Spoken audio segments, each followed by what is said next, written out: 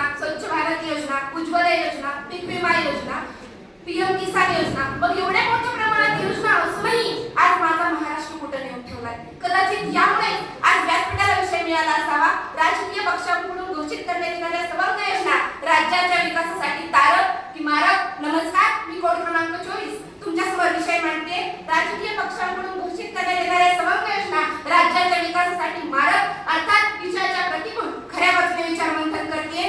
तो 10 की नहीं हर एक की हम राज हूँ, बात कहने की दिशा में एक नया अंदाज हूँ. दिल या कानों की जगह मस्तिष्क से सुनिए मुझे, क्योंकि मैं अबला नहीं, इस देश की आवाज हूँ, इस देश की आवाज हूँ. महोदय, जगामध्ये राजनीतीची व्याख्या केली जाते की राजनीती हे समस्या सोडविण्याचे केंद्र आहे. परंतु इथे समस्या सोडविण्याची नाही तर ते पुनर्निर्मितीचे केंद्र आहे. ते आधी समस्या तयार करतात, त्या समस्यांवर पर्याय शोधतात आणि पर्याय मिळाल्यानंतर परत पुन्हा त्या समस्यांमध्ये परिवर्तन करतात.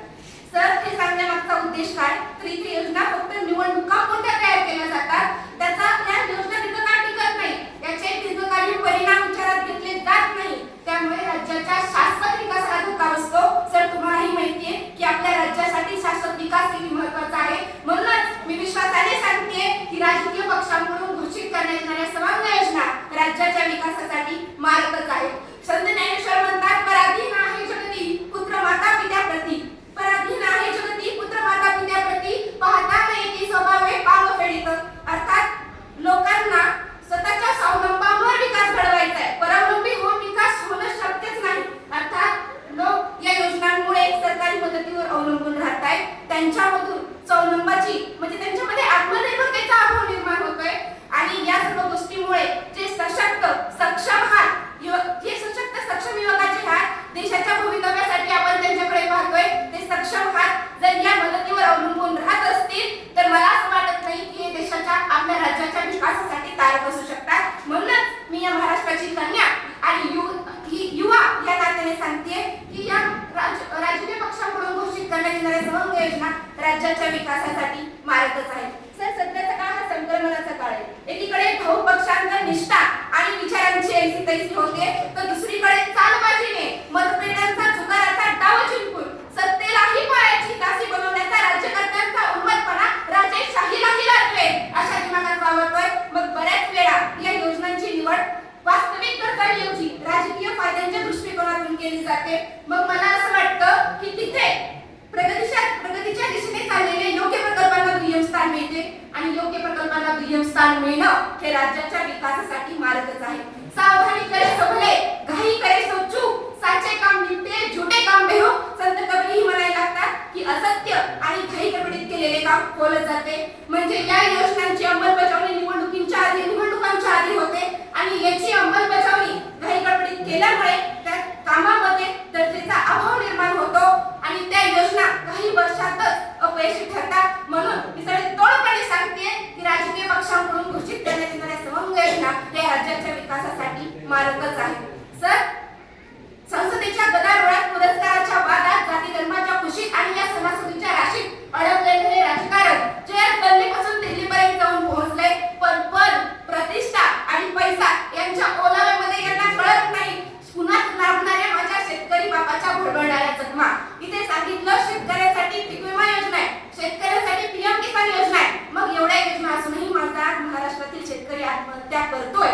मग सर, खऱ्या अर्थानं सांगायचं झालं तर मातीसाठी जगण्याचं बळ देणाऱ्या या मातीतल्या हाताला समृद्ध करण्याचं काम या योजनांनी केलंच नाही. म्हणून मी एक शेतकऱ्याची मुलगी असल्याच्या नात्याने सांगते की राजकीय पक्षांकडून घोषित करण्यात येणाऱ्या सर्व योजना राज्याच्या विकासासाठी मार्गच आहेत. राज्याच्या विकासासाठी मार्गच आहेत.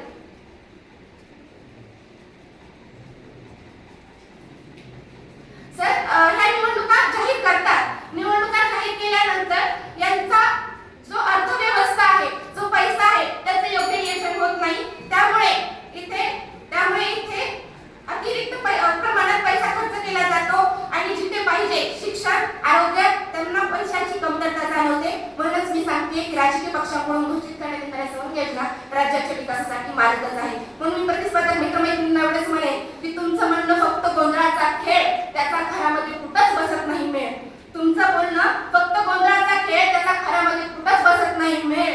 आमचं बोलणं म्हणजे विचाराचं शस्त्र,